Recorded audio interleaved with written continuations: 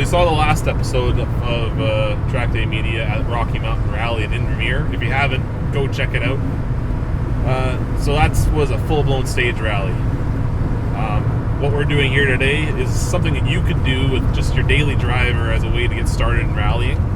It's really inexpensive and it's a really good navigational exercise. So if you have someone that has a navigator, it's a good way to build a driver, co-driver team that way as well. It's called TSD Rally. Rather than going for full speed, the goal of a TSD Rally is to arrive on time, all the time, at all the checkpoints. And the trick is you don't know where the checkpoints are. You're given a route book. This particular rally, we're given the route book at the very start, so there's no pre-planning either. So it's pretty exciting. Odometer, Daniel. Oh, I got it. 8924.1. Anyways, we're en route to this first regularity at the moment. See you when we get there. 10, 9, 8, 7, 6, 5, 4, 3, 2, 1, go. So here we are at the start of the first regularity on day one of the Calgary Sports Car Club Loop Rally. I'll come back to why this is day one later. Right now I just want to reiterate some points on TSD Rally and break down a little more on how it works. First of all, we have a route book. It's a set of directions based on time, distance, and instructing you on what speed you're meant to average through each section. So time, speed, distance. That's what TSD Rally is. In each stage or regularity, as they're called, the book will tell you at what distance you should make a certain turn or change of speed, etc. And from the info on distance and average speed, you can determine what time you should be arriving at each note in the book. So at 47.8, you should have a left turn. 47. Now, how you calculate time and measure your distance is determined by class. We're running in the historic class, which follows the same rules as the unlimited class, which means we can use whatever equipment we want. Daniel, navigating for me here, likes to use a calculator and bases distances off my in-car odometer, which is way too much math for me, but it seems to work for him. Okay, and then another 3/4 miles. Okay. You're gonna have a double caution hard left after crest. Okay. Also noted in the book will be notes about certain corners that may require you to take more or cautiously, similar to how you'd have pace notes in a stage rally. Now, throughout the route, there will be checkpoints. And as I mentioned in my introduction, you don't know where on the route these checkpointers will be positioned, so it's crucial to try and be on time at all times. Not early and not late. For each whole second you are off your target time, early or late, you're given 1 point. Your total number of points are added up at the end of the rally, and the team with fewest points wins. As I mentioned, this is day one of the Loop Rally. Traditionally, the Loop Rally is a long overnight event, starting in the evening, running all night, and finishing in the morning. This year, things are changed up a little bit, and it's broken into 2 events. Day one is the mini Loop Rally, a short loop of 4 regularities, starting and finishing in the city of Calgary. It works nicely as a bit of a shakedown for the car and warm-up for the drivers and navigators. Day 2 is the big 800-kilometer 10 regularity event. The mini loop did run into the nighttime hours, which I enjoyed. I feel like any good rally runs in the dark at some point. At this point, my headlights were so covered in mud that the camera could hardly pick up the light. Unfortunately, we got a little bit turned around for a couple minutes in the last regularity and gained a lot of points, losing any hope of winning day one's rally. But we still managed to walk away with a 3rd place trophy. So this is where the episode was originally supposed to end because I couldn't get the second day of the rally off work. But last minute, my boss changed the schedule and I was able to make the second day of the event. I had to find a navigator last minute because Daniel couldn't make it, but my usual backup navigator, Greg, came to the rescue and we were in. Next morning, after a short night of sleep, we met up west of the city of Calgary for the start of the 800-kilometer trip south. This is where the rally gets really interesting. It's going to be a challenging day. Okay, there is some roads you guys have probably never been on before. There is a lot of exposures, a lot of triple cautions, a lot of water splashes, potholes, bridges, Texas gates, the lot. You'll see it all. We're using some iconic rally stages back in the old Rocky Mountain Rally days. You guys are going to have a blast. For wildlife. Yeah, there's going to be stock. Yeah.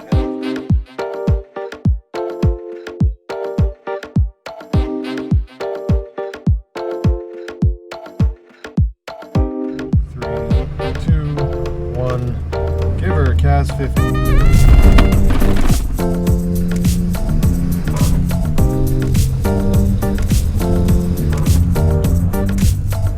Got a caution hard left downhill.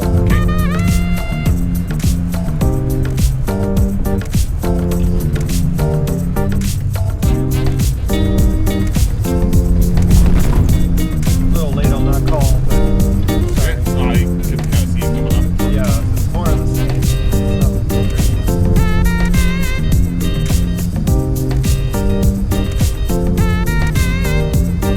4 seconds slow. Got it. The first regularity of the day gave us a taste of what to expect for the day. Rough, muddy, lots of local traffic. And also this. They were on time. Ouch, damn it. Ooh, that one kicked some dust up. My exhaust all of a sudden louder? No. Yes, it is. Oh yeah. A little bit of foreshadowing of things to come. Apart from that, we had a good first regularity. We picked up 52 points overall over the course of the route, only beaten by one other team who scored 38. I didn't get any footage of the second regularity, but we did come in a close second again, tied with another team with a mere 12 points.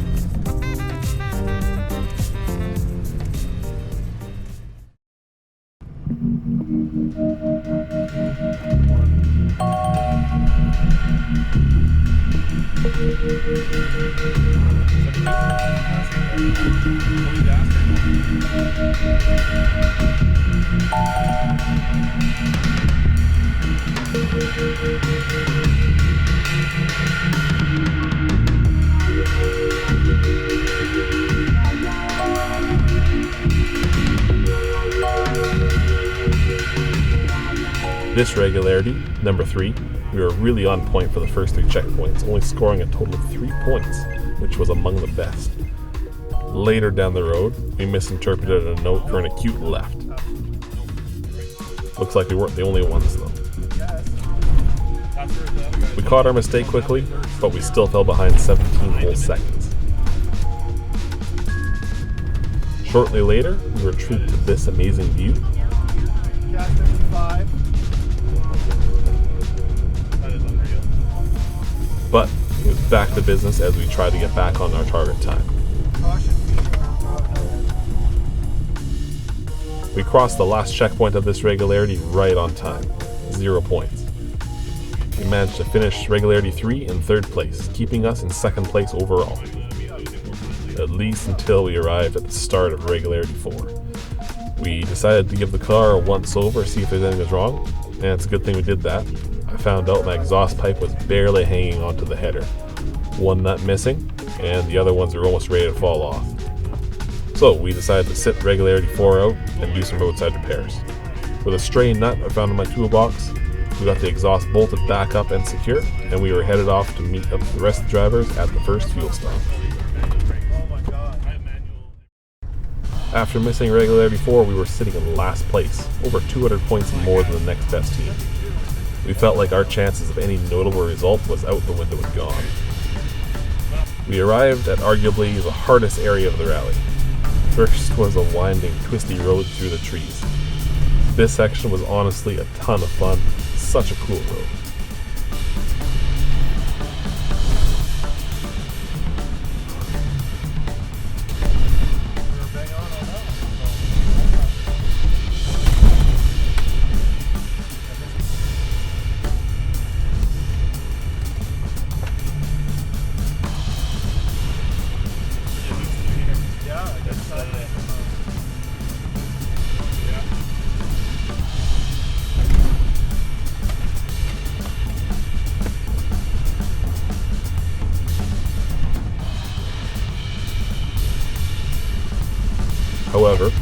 end of the twisty section, we found the team that was in the lead broken down on the side of the road. He had an issue with his shifter linkage. It was at this point we realized we could still maybe walk away with a decent end result if we could just avoid too many more problems. But that's when the road got rough, literally. This was probably the roughest road I have ever driven on. We were gaining points at every checkpoint. At one point, we were over a minute behind. We finished regularity 5 in 3rd place, which was better than we expected, but not as good as it needed to be. The next regularity was a reverse of the final section of regularity 5, plus a wide twisty section after. There was more rough roads and we fell behind again. We still managed to finish 3rd place, but almost 100 points behind the next best team this time. We were way off.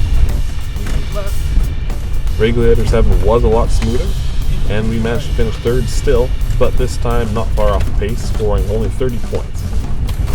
We had 2 more regularities before our final fuel stop. Our transit to regularity 8 took us through the town of Blairmore, and while lined up to start regularity 8, I heard a noise.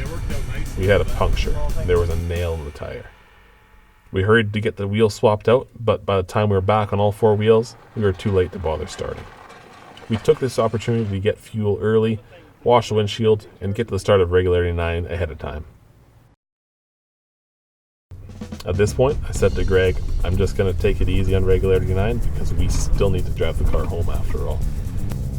And I wish I had footage of regularity 9 because apparently my idea of taking it easy was making it over the mountain pass closer to on time than any of my other times over that day.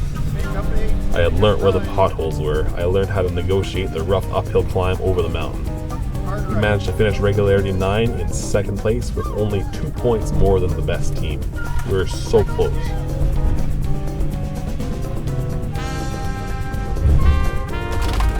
At the final fuel stop, 1 more car dropped out unfortunately, leaving just the 3 of us.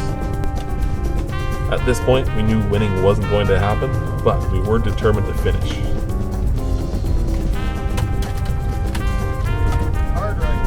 And finish we did, with most of the car too. We found out later that we lost the muffler somewhere on regularity 10.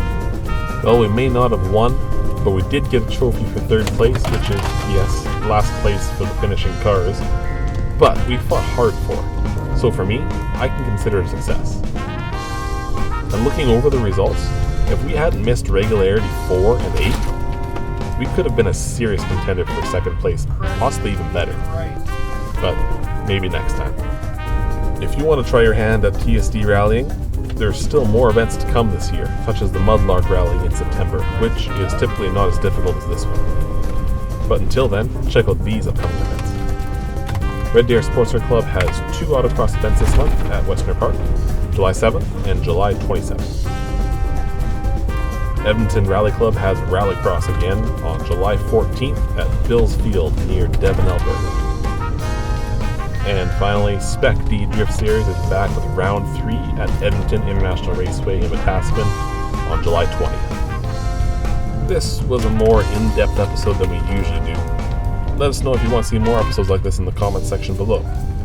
If you like our videos, feel free to share them with your friends. Don't forget to subscribe and follow us on social media. Thanks again for watching, and I'll see you next time.